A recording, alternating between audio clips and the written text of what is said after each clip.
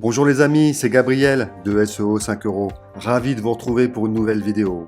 Aujourd'hui, nous allons voir comment faire une bannière YouTube sans logiciel et 100% gratuite. Vous allez voir, c'est très simple. Mais avant de commencer cette formation, pensez à vous abonner à notre chaîne pour ne rien rater de nos prochaines vidéos exclusives SEO 5 euros. La vignette que vous voyez sur le site de SEO 5 euros est une vignette que j'ai créée avec cet outil qui est 100% gratuit, 100% en ligne et qui ne demande pas des compétences vraiment particulières. C'est vraiment très simple d'utilisation. C'est ce que nous allons voir. La première étape va être la suivante. Nous allons tout simplement saisir dans la barre de recherche Canva et là, tout de suite, on va voir le site canva.com. Je n'ai aucune inscription, aucun compte, donc nous allons vraiment tout faire ensemble de A à Z. La première étape, une fois que nous allons être sur le site de Canva, ça va être de créer un compte. Il me demande de m'inscrire avec Google. Si vous avez un compte Google et que votre compte est actif, il vous suffira de cliquer ici ou de vous inscrire à partir de votre page, de votre compte Facebook. Je vais cliquer sur m'inscrire avec un adresse email et là, je vais rentrer les informations habituelles que j'utilise pour toutes mes formations. Le nom, je vais taper formation web. L'email, je vais prendre l'email que j'utilise toujours pour mes démonstrations qui est formationwebvn@gmail.com. Je vais récupérer mon mot de passe et je vais coller. Petite parenthèse, il me dit que le mot de passe est moyen. Pourquoi? Parce que dans ce mot de passe, je n'ai que quelques chiffres et quelques lettres. Je n'ai pas mis de caractères spéciaux, comme par exemple une arrobase, un tiret, un underscore. Quelque chose qu'il faut que vous mettiez dans vos mots de passe pour sécuriser votre accès. Démarrer gratuitement. Mon navigateur me propose d'enregistrer le mot de passe. Jamais. Il ne faut jamais que votre navigateur mémorise vos mots de passe. Il vaut mieux créer un fichier à part dans lequel vous allez mémoriser tous vos mots de passe. C'est beaucoup plus sécurisant. Ça évitera, si quelqu'un a hacké votre ordinateur ou votre portable ou votre téléphone, qu'il puisse récupérer tous les mots de passe dans un petit fichier propre au navigateur. Et j'arrive sur cette plateforme. Le premier affichage que vous allez avoir, c'est celui-ci. Il va vous proposer directement, entre guillemets gratuitement, ce qui est faux, de vous abonner à la version professionnelle. Mais quand vous allez vous abonner, il va vous demander de saisir vos numéros de carte bleue.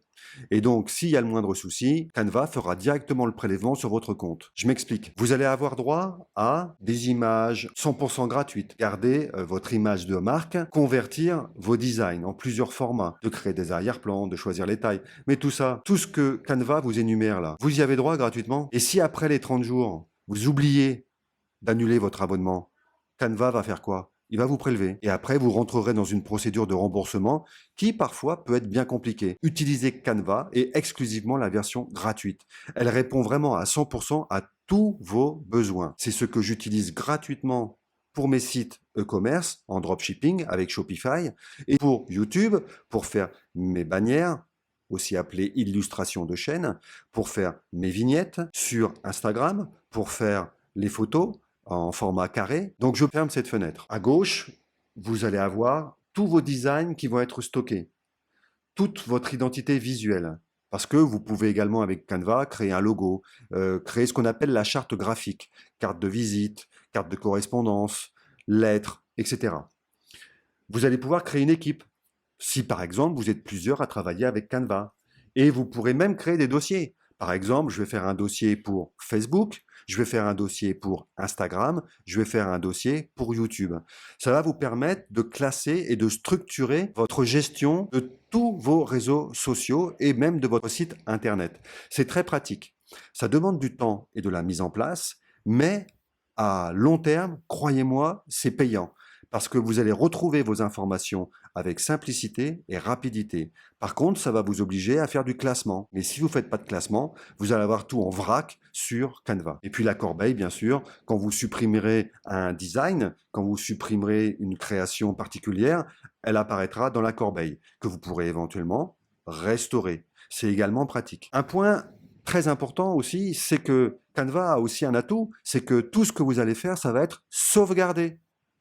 Contrairement à une création que vous ferez sur votre ordinateur portable avec, par exemple, Photoshop ou avec, qui lui est payant et qui coûte très cher, ou bien avec GIMP, qui est lui gratuit, mais qui est aussi complexe à utiliser.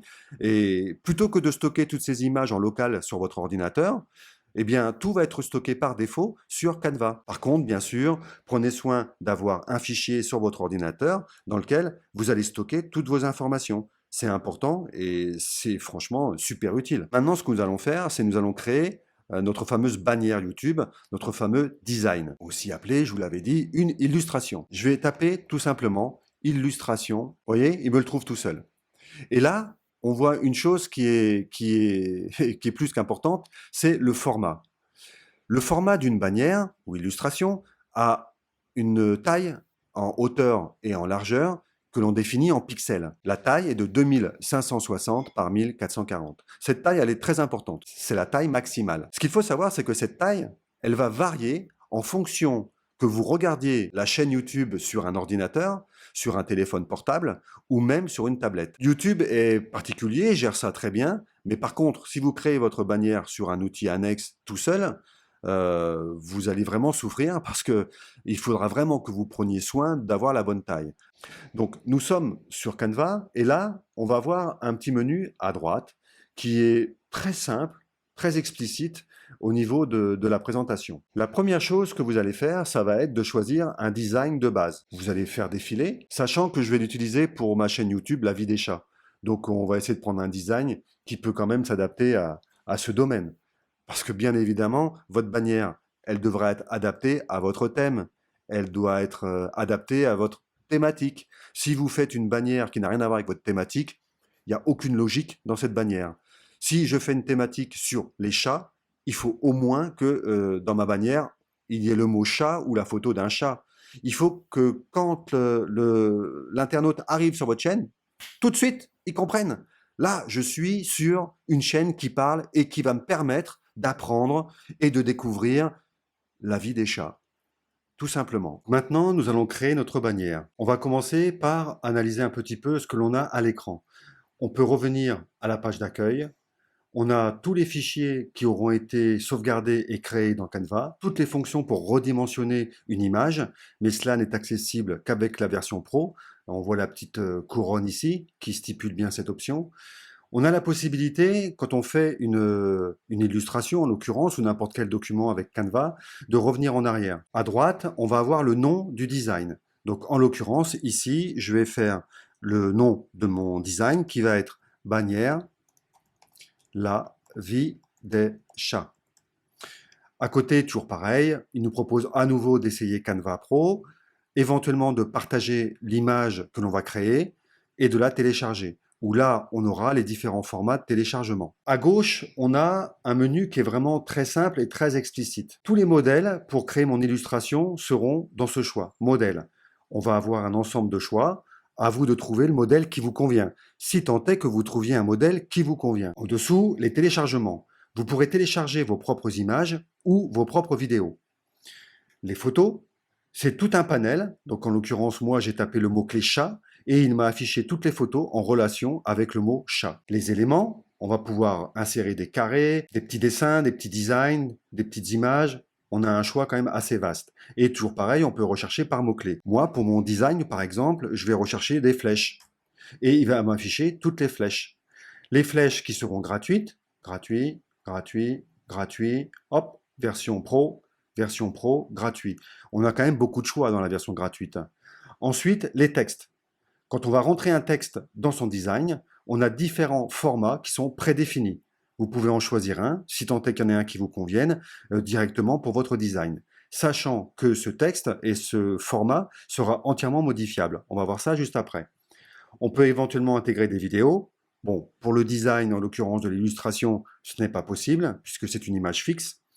On peut modifier ou mettre un arrière-plan spécifique, comme par exemple des couleurs sympas ou des fonds unis. Il sera possible de créer ces dossiers, mais ce n'est accessible qu'à partir de la version professionnelle. Et plus, on va pouvoir avoir éventuellement d'autres applications qui sont bien sûr des options que l'on pourra avoir avec Canva.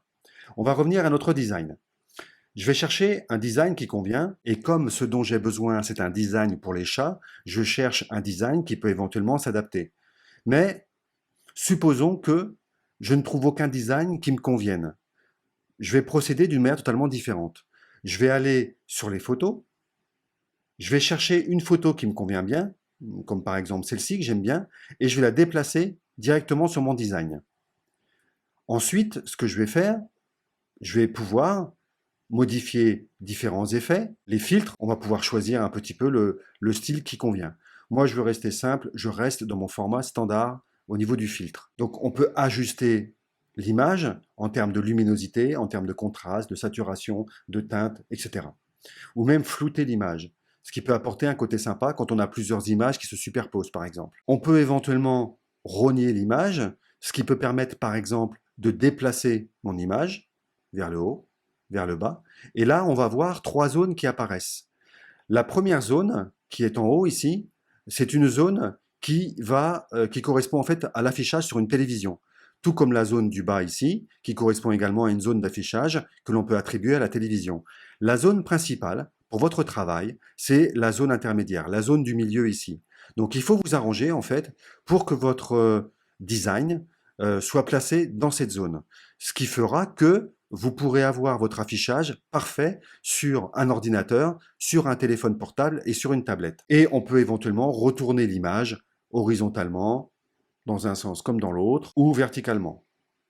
Une fois que c'est fait, moi, ce que je vais faire, je vais insérer du texte. Je vais prendre par exemple ce texte-là, voilà, que je vais intégrer. Et là, ce texte, bon, la première chose que l'on constate, c'est qu'il n'est pas visible. On le voit très mal. Donc, ce que je vais faire, je vais pouvoir changer la couleur. Je vais sur le petit A ici, et je vais dire je veux ça en blanc. Tout de suite, on le voit beaucoup mieux. Et on voit que dans cette zone de texte, j'ai en fait non pas une, mais trois zones. Ces trois zones, en fait, elles ont été groupées. Moi, ce que je veux, c'est gérer mes zones comme j'en ai envie. Donc, je vais dégrouper en faisant un clic droit avec ma souris. Ces zones, je vais les dissocier, ce qui fait que chaque zone va être indépendante. Cette zone-là, je n'en veux pas, je la supprime. Cette zone-là, je vais la remonter pour la cadrer, et je vais dire que je la veux en blanc. Ici, je vais changer tout mon texte et je vais lui dire, moi, c'est le nom de ma chaîne. Donc, le nom de ma chaîne, c'est La vie des chats. Et je vais créer un argumentaire, on va dire, pour ma chaîne, qui va être, par exemple, de la psychologie à l'éducation. Ça me semble un argument assez sympathique. Voilà.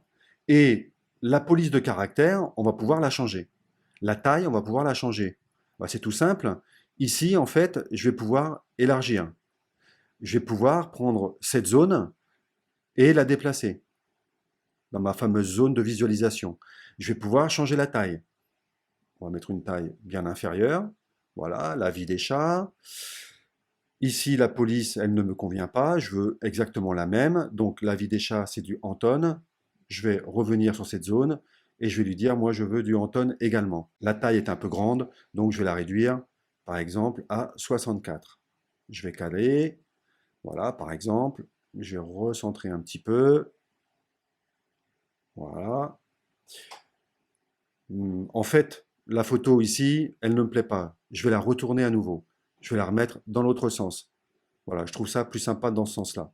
Je peux tester et regarder le design qui me va bien. Voilà, ici ça me va bien. Ensuite, je vais pouvoir mettre un symbole. Moi, je vais mettre une petite flèche. Voilà, ma flèche, je vais la réduire. Et je vais pouvoir changer l'orientation. Voilà, par exemple, pour indiquer à mes internautes de s'abonner, par exemple, puisque cette petite flèche va se diriger vers les abonnements. Je vais la décaler un petit peu plus. Cette zone-là, pareil, je vais la décaler un peu plus sur la droite. Je vais ajouter une petite flèche sympa si je trouve, voilà, comme celle-là, par exemple.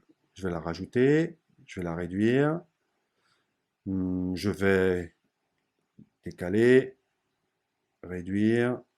Je vais la retourner verticalement. Voilà. Ça donnera un petit peu l'impression de remonter et de redescendre, une sorte de vague. Je vais réduire ça un petit peu. Voilà. Pour que ça fasse sympa. Ça, pareil, je vais le réduire un petit peu. Vous voyez, ça va quand même assez vite. Je voudrais vérifier que le format, il est bien. Voilà, je vais remonter un petit peu. Ok, entre les sourcils et la moustache. Voilà, ça me paraît pas mal. Et on va faire un petit test. Donc maintenant, ce que je vais faire, je vais télécharger cette illustration.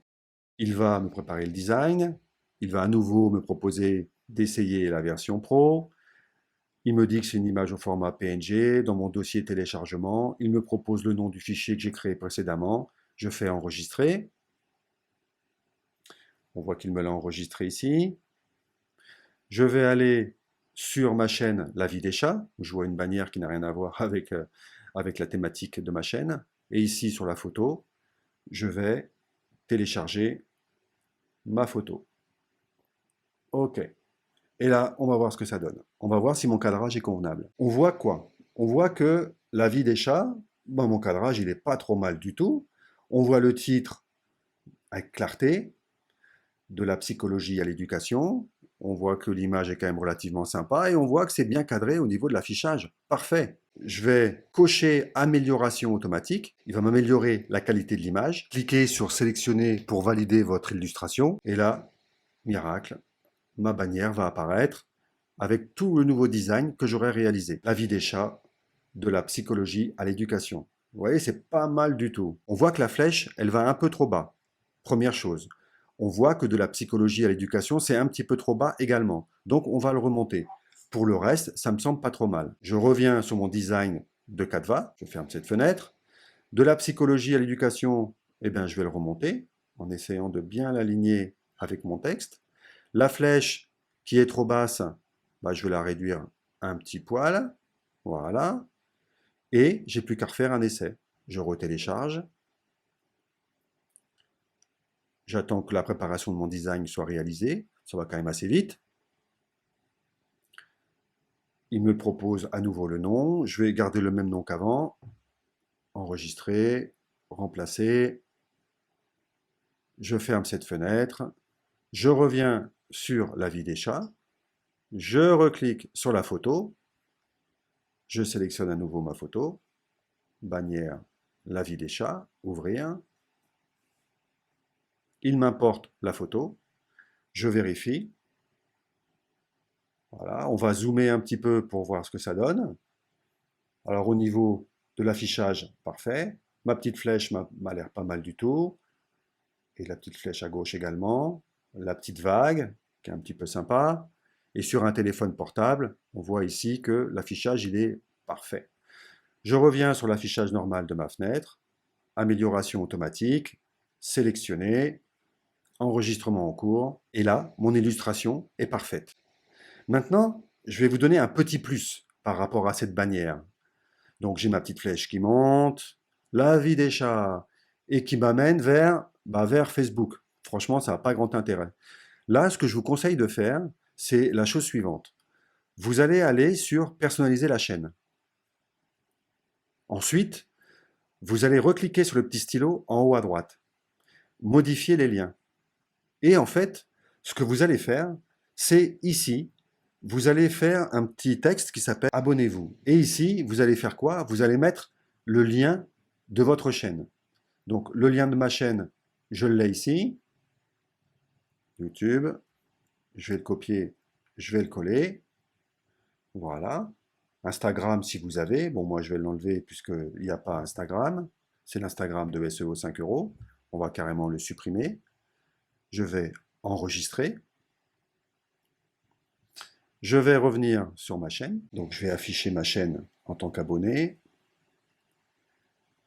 Et là, vous voyez, abonnez-vous ici. Maintenant, vous savez comment créer une bannière YouTube. À vous de trouver votre inspiration, à vous de trouver votre design et de faire l'illustration parfaite qui va bien attirer l'internaute. Dans la prochaine vidéo, je vous montrerai comment faire un watermark pour obtenir encore plus d'abonnés.